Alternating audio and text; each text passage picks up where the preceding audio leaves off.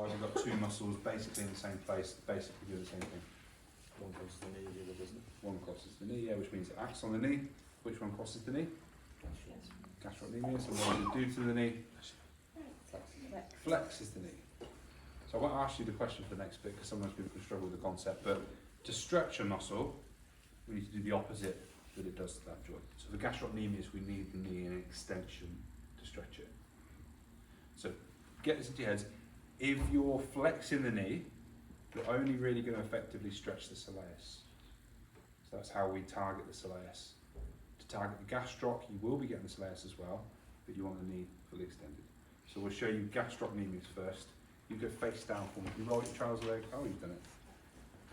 And then I want you just to shuffle your way back off the couch for me. And that should do it. Have a bolster from someone.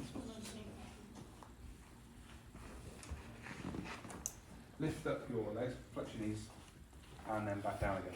So I like to do that, and I know it looks a bit odd, but what that does is when you put pressure down on the calcaneus, it extends the knee.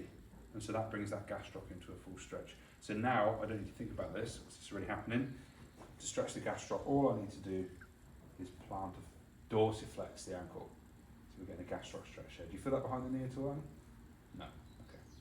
Some people will. But crucially, the knee's fully extended, so I know it's happening. And I'm not just forcing the shin down into the couch, it can be uncomfortable, which is why I've got the bolster there. So you can literally see the knee lift up, which is what we want. As long as there's no pain in extension, then we're fine to go ahead.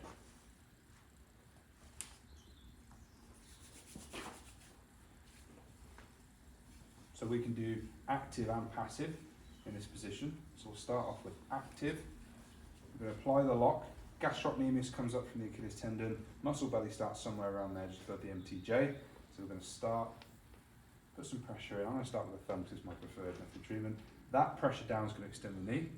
And I want you to slowly dorsiflex for me. Not everybody knows dorsiflexion. Obviously I might change the language that I use for another client in clinic. If they're unsure, you think they might be unsure, demonstrate for them. Okay, and back. How is that pressure, okay? Mm-hmm. Okay, and then we're moving slightly proximal, putting the pressure down, moving away from the insertion, and then dorsiflex again for me. And back. So as with all the others, we've got a combination of broad and specific, so we can go broad with the forearm if we want. Okay, dorsiflex. And back. How did that feel, okay? Yeah, it was not as specific. Okay. Yeah. Because that was the forearm sort of ulna that we're using. So you want to make it more specific. Make sure first of all you're not into the tendon or anywhere around here, more into the fleshy muscle belly, and then we can go in. Check their pain tolerance first. So I'm going to alter the angle of my elbow, a bit more pressure. Feel okay? Give us a number between 1 and 10. That's 7, just pressing. Okay, we don't want to go above that really. So deep breath in, and then as you breathe out, just dorsiflex. I can just relax them a little bit. And they're in control of the movement as well. If it's too painful, they can stop. Feel okay? Mm-hmm. All right. So that's our active variation. Passive,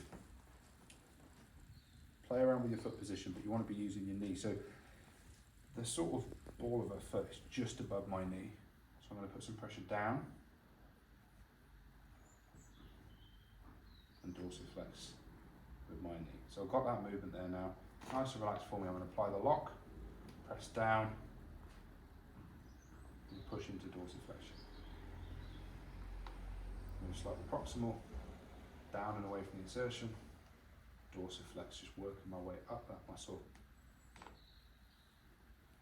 And then we can take a bit of a lateral or medial focus depending on where we think the work needs to be done. And then when we get into the flow, you can start to just move a bit more fluently up the leg. Making sure you release the lock on the way back up, apply the lock for the stretch. So Soleus, how do we focus on Soleus, do you think, from this position? What do we need to do to the knee? Flex it. Flex the knee. So shuffle your way up again for me, Annie, please. You can facing the hole. And take the bolster away, just to get it out of my way for this. A few ways that we can do that. I'll show you on this leg. We can take it into about 45 degrees knee flexion. So use the knee, and from there we've got control over the ankle and dorsiflexion.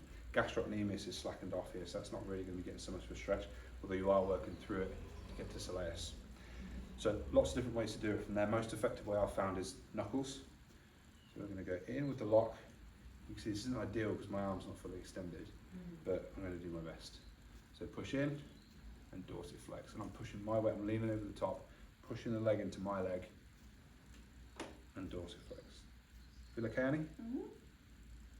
You can use an elbow as well if you want. For that, it's going to be easy to do active.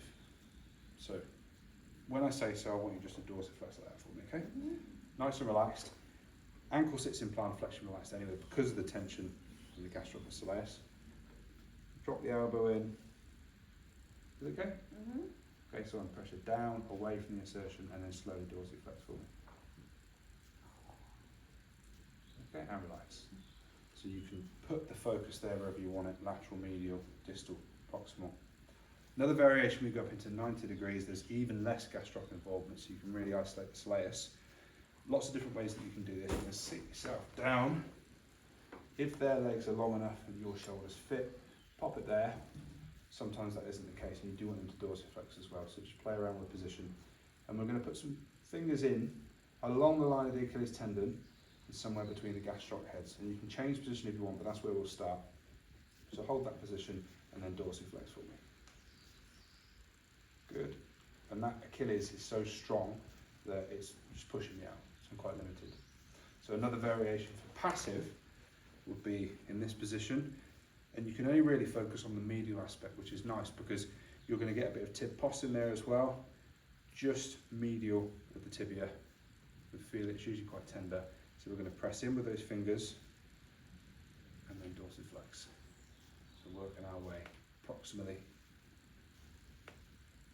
And you'll feel when you're at the end of that soleus, because you can't feel it stretch under your fingers, you're just left with the fairly relaxed gastrocnemius.